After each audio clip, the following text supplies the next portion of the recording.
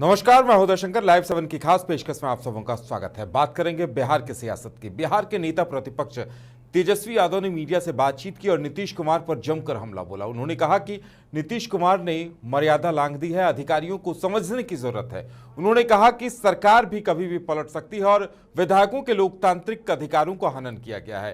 तेजस्वी यादव ने यह भी कह दिया कि सदन में जो कुछ हुआ है, जिस तरह विधायकों से मारपीट की गई है, उसके बावजूद अगर नीतीश कुमार उनकी सरकार माफी नहीं मांगती है तो आने वाले 5 सालों तक विधानसभा में पैर नहीं रखेंगे। क्या कुछ कहा है तेजस्वी ने, पहले सुनाते हैं हम आपको।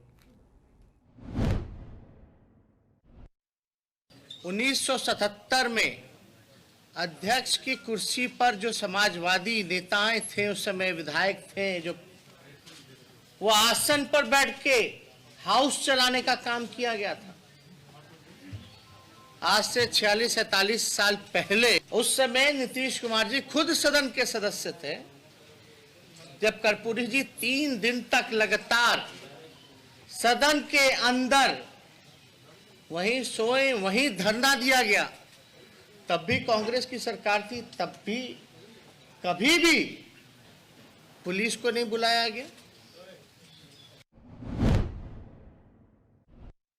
एक तरीके से बहिष्कार, या तो इस एजेंडे पर आप लोग कब तक कायम रहेंगे? कोई सॉल्यूशन उसका निकलेगा या फिर नहीं, हमने तो साफ तौर पे कल कहा माफी मांगे, वरना हम लोग तो है सदन का बॉयकॉट करें। क्या मतलब रह गया सदन में?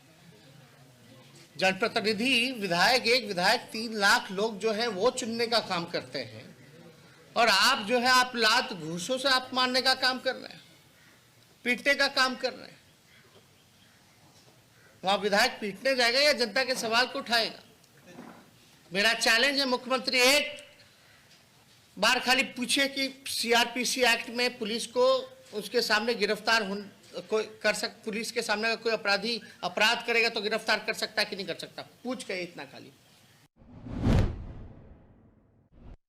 पकड़ करके ले गया लोगों को। कहां ले जा रहे, कौन रूम में बढ़ करके पीट रहा, नहीं देखे? आसन के सीट के पीछे वाले रूम में क्या क्या हो रहा था नहीं पता है आपको? कैमरा था, आप थे, हम लोग ना देख रहे थे क्या हो रहा है? मर्यादा तोड़नी होती तो उसी दिन क्या तोड़ी मर्यादा? हाउस चल रहा था उस समय, वहां तो गुंडा ही चल रहा था पुलिस का, नीतीश कुमार के पुलिस का। आज तक इतना दिन हो गया, इतने सत्र में हुए, कभी देखे हैं ऐसा हरकत किसी द्वारा या मेरे द्वारा? उसने छोड़िए ये सब बात।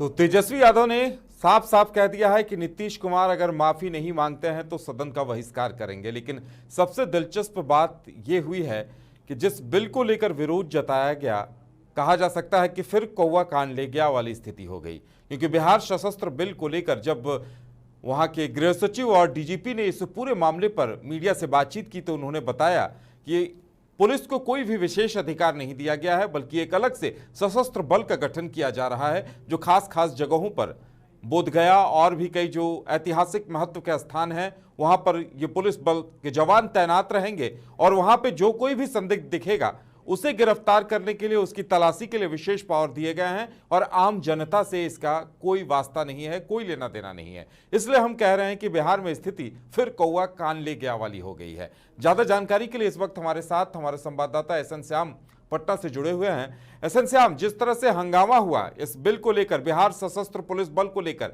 और अभी जो सच्चाई सामने आई है, डीजीपी और गृह सचिव ने जो कुछ कहा है, उसके बाद तो लगता है कि यही बात हो गई कि फिर कौवा कान ले गया। उदय, आपने ठीक कहा कि बहुत अच्छा आपने दिया शीर्षक कि फिर कौवा कान ले गया। मतलब ये मान के चलिए कि जो बिल पास हुआ बिहार विशेष सशस्त्र पुलिस वाले, दरअसल उसमें यह है कि पहले बीएमपी थी, बिहार मिलिट्री पुलिस, उसका नाम बदल करके अब बिहार सशस्त्र विशेष पुलिस बल कर दिया गया है। सिर्फ नाम बदला गया है और उसमें अलग से कोई परिवर्तन नहीं किया गया। जो जो अधिकार सीएसएफ को या अन्य जो पैरामिलिट्री फोर्सेस या सेंट्रल उसे दिए गए हैं वही अधिकार इन्हें भी दिया गया है। जैसे गया एयरपोर्ट है, दरभंगा एयरपोर्ट है या अन्य जो और संस्थान हैं, इंडस्ट्रियल एरिया हो या सांस्कृतिक धरोहर का हो, जहां बीएमपी को डिप्यूट किया गया है, तो जहां उनका डिप्यूटेशन है यानी सरकार के आदेश से जहां बीएमपी तैनात होगा या बिहार सशस्त्र पुलिस बल तैनात होगा, वहां अगर किसी तरह की कोई गतिविधि होती है जिससे आंतरिक सुरक्षा को खतरा पैदा हो या सांस्कृतिक विरासत को खतरा पैदा हो, तो वहां बीएमपी को ये राइट है, ये पावर है कि बिना लोकल पुलिस के सहयोग के वो आपको डिटेन कर सकती है, हिरासत में ले सकती है।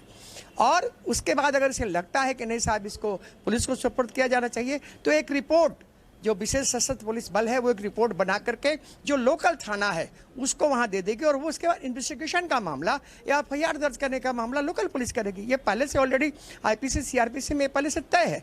एक सिर्फ हवा बना दिया गया है कि आम आदमी को इस बिल से कुछ लेना देना नहीं है। आज डीजीपी हैं और एडिशनल चीफ सेक्रेटरी होम ने यही बात कहा। इवन बीएमपी के डीजी जो आरएस भट्टी थे, मौजूद थे उस प्रेस कॉन्फ्रेंस में, उन्होंने भी कहा कि जो विशेष सशस्त्र पुलिस बल या विशेष सशस्त्र पुलिस विधेयक है वो सिर्फ इसलिए है कि जो आंतरिक, जैसे बिहार में पहले से 23 कंपनियां थी 2010 में, अब बढ़ा करके 45 कंपनियां कर दी गई हैं, तो इन पर जो पहले से पैसा खर्च आता था उससे आर्थिक बोझ भी कम होगा, राजस्व की बढ़ोतरी होगी और अब अपना अधिकार जो है वो बीएमपी को मिल गया। पहले बीएमपी का नाम था बिहार मिलिट्री पुलिस, अब उसको बदल करके बिहार स्पेशल फोर्स कर दिया गया है। उदय बिल्कुल, तो एसएन श्याम, अगर वाकई में ऐसी स्थिति थी और इसी बात पर इतना हंगामा हो गया, स्पीकर को बंधक बनाने की कोशिश की गई, धरना दिया गया, कई विधायकों के साथ मारपीट, हाथ भी टूटे, चोटें भी आई हैं और लगता है कि इस बिल को जब पेश किया गया तो इस बिल के बारे में विस्तार से चर्चा नहीं हुई होगी। बस वही कहा जा सकता है कि कौवा कान ले गया, किसी ने अफवाह उड़ाई और हल्ला होते होते इस कदर वो मामला गंभीर हो गया कि आज आलम यह है बिहार में कि कई विधायक अस्पताल में इलाज करा रहे हैं अपना। देखिए उदय, मुख्यमंत्री बार बार ये कहते रहे हैं, कल भी उन्होंने प्रेस कॉन्फ्रेंस में कहा विधान परिषद के समाप्ति के बाद कि भाई वो चर्चा करें तो हम तो उनका जवाब देने के लिए तैयार थे, लेकिन बिल, चूंकि हमें लगता है कि इन लोगों ने, विपक्ष ने बिल पढ़ा ही नहीं, बिल की कॉपी जो आई उससे सिर्फ देखा कि इसमें एक आध ऊपर पढ़ लिया कि इससे पुलिस को बिना वारंट को गिरफ्तार करने का या डिटेन करने का पावर मिल गया, उसको उन लोगों ने एक पॉलिटिकल मुद्दा दे दिया और बिल फाड़ दिया। बिना बिल पढ़े जो बात हुई वो एक विपक्ष का जो रोल होता है या विपक्ष ने उसको एक राजनीतिक मुद्दा बना करके उसको अपना लड़ाई का एक हथियार बना लिया और उसको लड़ा गया। विधानसभा की बात जहाँ तक है तो डीजीपी ने साफ कहा, एडिशनल चीफ सेक्रेटरी ने भी साफ कहा कि वहाँ जो कुछ भी हुआ उसमें सरकार का कोई, और सभा अध्यक्ष के आदेश पे पुलिस वहाँ गई, सभा अध्यक्ष के आदेश पे वहाँ पुलिस ने सुरक्षा को जब बाधा पहुँचाया गया या बंधक बनाने की कोशिश की तो उन्हें हटाया।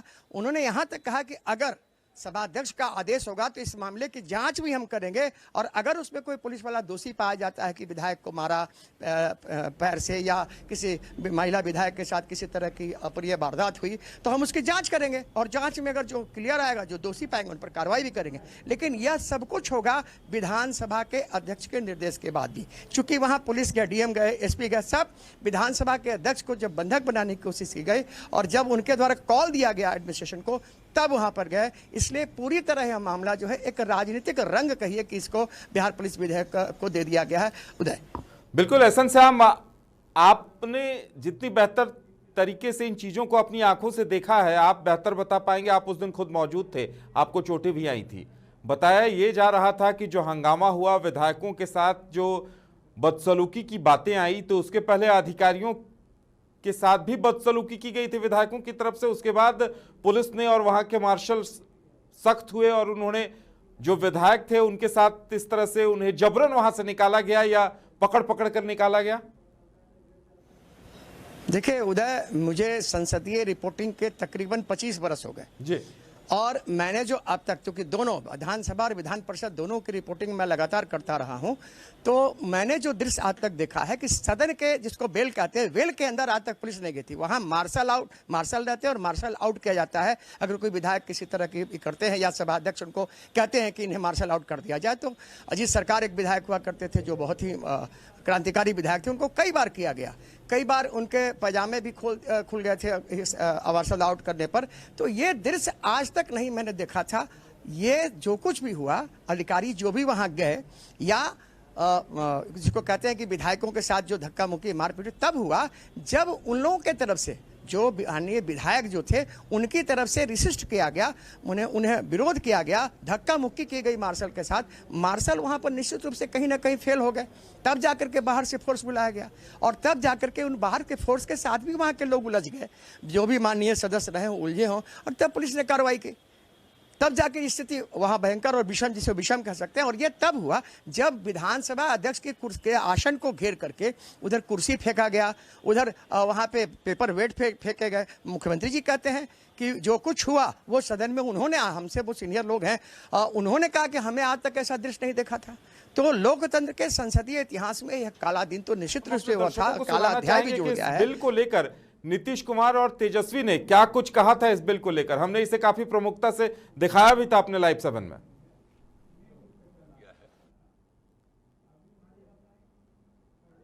इसके बारे में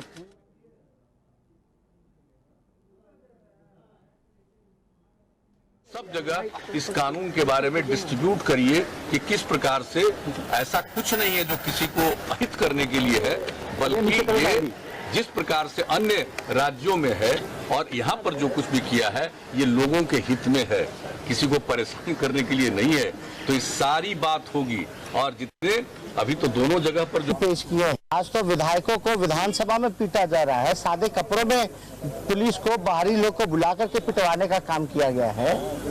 तो घर में भी विधायकों को पीटेंगे, लेकिन इसी कानून के तहत नीतीश कुमार जी जान लें कि कोई वो परमानेंट सीट पर बैठने वाले नहीं है। नीतीश कुमार जी को ये पता होना चाहिए कि पूर्व मुख्यमंत्री को भी इसी कानून के तहत घर में घुस के पीटा जा सकता है। ये नीतीश कुमार जी को पता होना चाहिए। तो सुना आपने, तेजस्वी यादव नेता प्रतिपक्ष हैं, लेकिन वो कह रहे थे कि पूर्व मुख्यमंत्री को भी घर में घुसकर इस कानून के तहत पीटा जा सकता है। वाकई में कहीं न कहीं कौवा कान ले गया वाली कहावत चरितार्थ हुई है और इस पर अब डीजीपी ने और गृह सचिव ने, अपर गृह सचिव, उन्होंने क्या कुछ कहा है ये सुनाएंगे हम आपको। लेकिन उससे पहले चलते हैं एसएन श्याम के पास। एसएन श्याम, हमने अभी अभी अपने दर्शकों को सुनाया कि नीतीश कुमार ये कह रहे थे कि कहीं कोई दिक्कत नहीं है, जागरूक करने की जरूरत है, ये जनहित में ये कानून है। वहीं तेजस्वी यादव ये कह रहे थे कल कि पूर्व मुख्यमंत्री को भी घर में घुसकर पीटा जा सकता है, पुलिस को इतने अधिकार दे दिए गए हैं। यानी विपक्ष के सामने, विपक्ष के किसी भी विधायक ने, नेता प्रतिपक्ष ने या किसी भी विद्वान ने इस बिल को नहीं पढ़ा, ये साफ स्पष्ट इंगित हो रहा है। उदय, ठीक कहा, मैंने कहा ना आपको कि वास्तव में विपक्ष इस विधेयक को पढ़ा ही नहीं है, और अगर पढ़ा है तो इसे राजनीतिक कलर दे करके, राजनीतिक रंग दे करके ऐसे मुद्दा बनाया जा रहा है। विपक्ष के पूर्व मुख्यमंत्री के घर में घुस करके गिरफ्तार करने का कोई सवाल ही पैदा नहीं है। आज यही सवाल डीजीपी से किया गया कि आप माननीय के सदस्यों को, माननीय जो सदस्य हैं, एमपी हैं, मंत्री हैं, उनके यहाँ जो आप डिप्यूट करते हैं बीएमपी को, या अब जो बिहार सशस्त्र पुलिस को तैनात, विशेष सशस्त्र पुलिस को तैनात करेंगे, तो क्या वहाँ भी इस तरह की कार्रवाई कर सकते हैं? डीजीपी ने साफ कहा कि नहीं, ऐसा नहीं है। जहाँ जो इंडस्ट्रियल एरिया है या जो संस्थान है, प्रतिष्ठान है, वहाँ पर जो तैनात होंगे तो वहाँ पर इस तरह की कार्रवाई होगी। और वही सरकार द्वारा जब डिपुटेशन उनका होगा, सरकार बजाबता चिट्ठी निकाल के वहाँ करेगी, उनको डिप्यूट करेगी, तो जो विनिर्दिष्ट स्थान है जहाँ उनको तैनात किया गया है वहाँ ये कार्रवाई कर सकते हैं। किसी व्यक्ति विशेष के या किसी राजनेता के घर में या जो या कोई जो वीआईपीज है वहाँ घर पे इनको कार्रवाई करने की छूट नहीं है, और ऐसा कोई उन्हें अधिकार भी नहीं दिया गया। उदय, एसएन साहब, हम सुनाते हैं कि डीजीपी ने और गृह सचिव ने इस पर क्या कुछ कहा है, इस कानून को लेकर, बिहार सशस्त्र पुलिस बल विधेयक को लेकर। एक्ट 2021, यह अधिनियम राज्य के विकास एवं व्यापक हित में कार्यरत बिहार सैन्य पुलिस को एक समर्पित, प्रशिक्षित, कुशल, पूर्णतः सुसज्जित एवं मल्टी डोमेन सशस्त्र पुलिस बल के रूप में विकसित करने के लिए बनाया गया है। आपको जानकारी है कि राज्य के महत्वपूर्ण प्रतिष्ठानों जैसे बोधगया में स्थित विश्व धरोहर महाबोधि मंदिर, दरभंगा हवाई अड्डा, इन सब की सुरक्षा बिहार सैन्य पुलिस को समर्पित की गई है। इसी के लिए वर्ष 2017 में 2 वाहिनियों का सृजन इस तरह के औद्योगिक प्रतिष्ठानों अन्य प्रतिष्ठानों की सुरक्षा के लिए किया गया था और इस तरह के अन्य भी जो महत्वपूर्ण प्रतिष्ठान आगे भी आवश्यकता होगी, क्योंकि बिहार एक आउट वारंट एवं तलाशी की ये बिल्कुल वैसे जगह पर जैसे हवाई अड्डा है, दरभंगा हवाई अड्डा है, बोधगया टेम्पल है या कोई अन्य नए प्रतिष्ठान जो विनिर्दिष्ट किए जाएं राज्य सरकार के द्वारा, वो भी राज्य सरकार के द्वारा विनिर्दिष्ट होना चाहिए। वहीं पर ये पावर है, ये बाहर में ये पावर नहीं। जी मेरा सवाल इनसबऑर्डिनेशन या सेडिशन म्यूटिनी से संबंधित है, ये इस बल के आंतरिक इनडिसिप्लिन या इनसबऑर्डिनेशन से संबंधित है। इन अपराधों का आम जनता से कोई संबंध नहीं है, पहली बात। दूसरी बात, बिल्कुल, यानी अशन साहब कहा जा सकता है कि पुलिस ने और गृह सचिव ने स्पष्ट कर दिया है कि आम जनता से बिहार सशस्त्र पुलिस बल का कोई वास्ता नहीं है।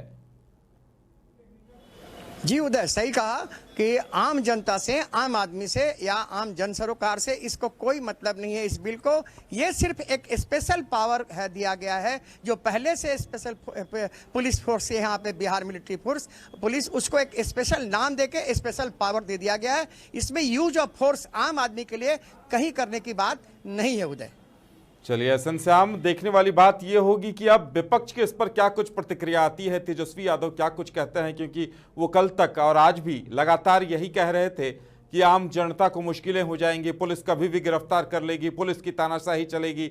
ये देखना अब दिलचस्प होगा कि आगे इस पर क्या कुछ होता है। एहसन श्याम, हमारे साथ जुड़ने के लिए और तमाम जानकारी देने के लिए आपका बहुत बहुत धन्यवाद। तो बिहार में एक बार फिर से कौवा कान ले गया वाली कहावत चरितार्थ हुई है और विपक्ष ने इसे पूरी तरह से चरितार्थ किया है। बिल को किसी ने पढ़ा नहीं, जनता को यह बताया जाने लगा कि पुलिस तानाशाही पर उतर आएगी, पुलिस को जरूरत से ज्यादा अधिकार दे दिए गए हैं, लेकिन सच्चाई कुछ और है। देखना दिलचस्प होगा कि आगे इस पर अब क्या होता है। वक्त हो गया एक छोटे से ब्रेक का, लौटते हैं ब्रेक के बाद बात करेंगे झारखंड की और बंगाल की।